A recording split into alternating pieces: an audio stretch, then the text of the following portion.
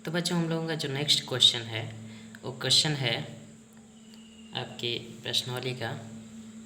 वो ये है, क्वेश्चन है कि एस फाइंड करना है। एस दे रखा है बच्चों, 9 दे रखा है। किसका? 306 और 657 का एस 9 दे रखा है। ये दिया है तो एलसीएम ज्ञात करना है। किसका? 306 और 657 का एलसीएम फाइंड करना है। तो ये हम लोगों का क्वेश्चन है, इसको सॉल्व करना है बच्चों। तो ये बहुत इंपॉर्टेंट क्वेश्चन है, आया है एग्ज़ाम में। तो हम लोग देखते हैं। तो एक थ्योरम बताया था, आप लोगों को प्रमेय बताया था कि दो संख्याओं का गुणनफल उनके मासा और लसा के गुणनफल के बराबर होता है। तो बिल्कुल उसी का यूज़ करके हम लोग इस सवाल को करने वाले हैं। ठीक है, तो हम लोग जानते हैं दो संख्याओं का जो गुणनफल होता है उनके मासा और लसा के गुणनफल के बराबर होता है। तो दो संख्याएं कौन कौन है बच्चों? एक 306 है, एक 306 है, 306 और दूसरी है 657। ठीक है, तो इन दोनों का गुणा कर देते हैं। तो इन दोनों का गुणा कर दिए, दो संख्याओं का 306 और 657 का गुणा कर दिए, बराबर एचसीएफ किसका? दोनों संख्याओं का। दोनों संख्याओं के एचसीएफ सवाल में दे रखा है बच्चों, 9 दे रखा है। कितना दे रखा है? 9।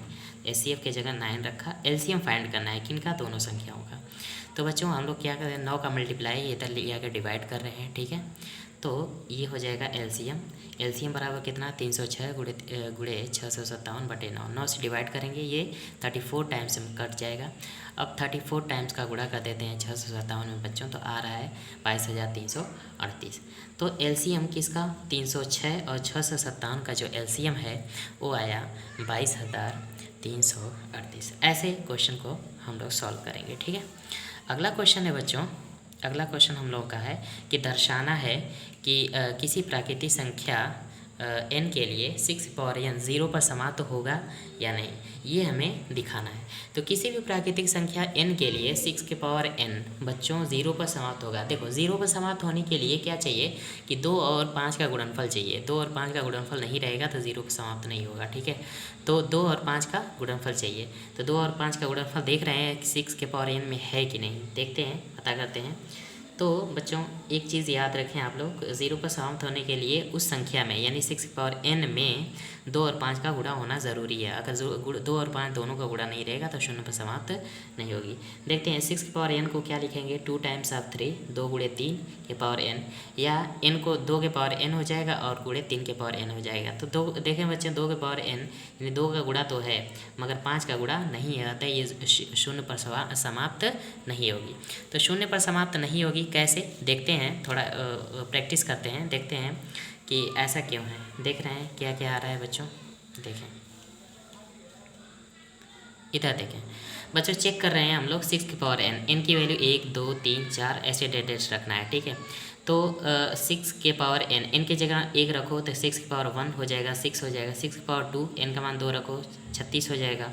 तो अब देखो ये 6 पे समाप्त हो रही है, फिर 6 पे समाप्त हो रही है। 6 की पावर 3 रख रहे हैं तो 216, फिर 6 पे समाप्त हो रही है। यानी इकाई का अंक क्या आ रहा है बच्चों? 6 6 6 6 आ रहा है, यानी 0 नहीं आ रहा है। तो ये कभी नहीं आएगा इकाई के स्थान पे। इसी तरह एक सवाल का भी ये भी पूछा जा सकता है कि 7 के पावर n चेक करके बताओ कि क्या इकाई के स्थान पर 0 पर समाप्त होगी। तो n का मान 1 2 3 रखते हैं, उसके बाद देखते हैं कि क्या ये 0 पर समाप्त होगा कि नहीं। तो 7 के पावर n रखोगे तो 7 आएगा, इकाई के स्थान पे 7 आएगा। फिर 7 के पावर 2 रखोगे, इकाई के स्थान पर 9 दिख रहा है बच्चों, 9 आ रहा है, 0 नहीं है। 3 रखेंगे तो इकाई के स्थान पर 3 रखेंगे तो इकाई के स्थान पर 3 आ रहा है। 7 का क्यूब 343 होगा तो इकाई के स्थान पर 3 आ रहा है, 0 नहीं आ रहा है। 7 के पावर 4 करें तो इकाई के स्थान पर 1 हो जा रहा है। फिर 7 के पावर 5 करें तो इकाई के स्थान पर फिर 5 हो रहा है, मतलब 5 के बाद फिर कितना आएगा बच्चों? 9 आएगा, फिर 3 आएगा, 1 आएगा, मतलब ये वैल्यू इकाई के स्थान पर रिपीट हो गए। 0 पर समाप्त नहीं होगा, इसका मतलब कि इकाई के स्थान पर 0 नहीं आएगा इसमें भी। ठीक है, अगर बच्चों ये क्वेश्चन दे रखा है आप लोगों को कि दर्शाइए कि 4 के पावर n 0 पर समाप्त होता है कि नहीं। तो देखते हैं, चेक करके देखते हैं। तो 1 वैल्यू रखोगे तो 4 आएगा, 2 रखोगे तो 16 आएगा, 3 रखोगे तो 64 आएगा, 4 ये 4 रखोगे तो बच्चों कितना आएगा? 256 आएगा। देख रहे हैं इकाई के स्थान पे 4 आ रहा है, फिर 6 आ रहा है, फिर 4 आ रहा है, 6 आ रहा है, मतलब अल्टरनेट आ रहा है, 4 6 4 6 ऐसे आता जाएगा कि इकाई के स्थान पर 0 नहीं आएगा बच्चों। ठीक है, तो बच्चों अगला क्वेश्चन है हम लोगों का, सिद्ध करें, व्याख्या करना है बच्चों की 7 गुणे 11 गुणे 13 और प्लस 13। तथा 7 गुणे 6 गुणे 5 गुणे 4 गुणे 3 गुणे 2 गुणे 1 प्लस 5 भाज्य संख्याएं हैं, ऐसा क्यों है? ये भाज्य संख्याएं क्यों है? भाज्य संख्या क्या होती है बच्चों? जो है बच्चों, भाज्य संख्या क्या होगी? जो मतलब कि खुद के अलावा और एक के अलावा भी अन्य संख्याओं से कट जाए तो उसको भाज्य संख्या कहेंगे। तो देखते हैं कि ये जो है, ये जो संख्या है वो भाज्य है क्या, देखते हैं इसको कैसे करेंगे। ठीक है, सबसे पहले ऐसे लिख दे रहे हैं, संख्या को लिख दे रहे हैं। अब बच्चों देख रहे हो यहाँ पे ध्यान से देखें, ये प्लस नज़र आ रहा है, ये प्लस 13 है और इधर का ये इस वाले संख्या में क्या दिख रहा है बच्चों कि 13 है, 13 इधर भी है 13, तो हम 13 कामन ले रहे हैं।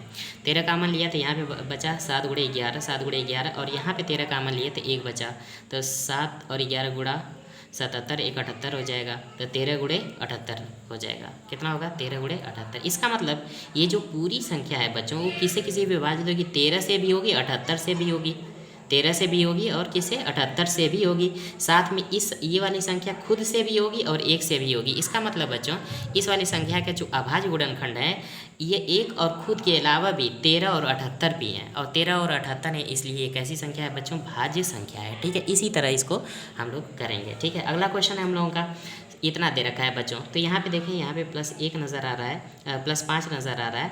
तो अब क्या कर रहे हैं कि इसमें भी 5 है तो 5 कामन ले रहा हूँ मैं, तो 5 कामन लिया तो कितना आया बच्चों? 7 गुणे 6 गुणे 4 गुणे 3 गुणे 2 गुणे 1 प्लस 1 हो जाएगा। अब इसका मल्टीप्लाई किया, इसका मल्टीप्लाई किया तो 1008 आ रहा है बच्चों। कितना आ रहा है देखें, 1008 आ रहा है। 1008 में 1 जोड़ा 1009 और गुणे 5। इसका मतलब ये पूरी वाली संख्या बच्चों 5 से भी विभाजित होगी और 1009 से भी विभाजित होगी, 1009 से भी विभाजित होगी। इसका मतलब इसके अभाज्य गुणनखंड 5 भी हैं और 1009 भी है, इसलिए ये कैसी संख्या है बच्चों? ये भाज्य संख्या है। ठीक है।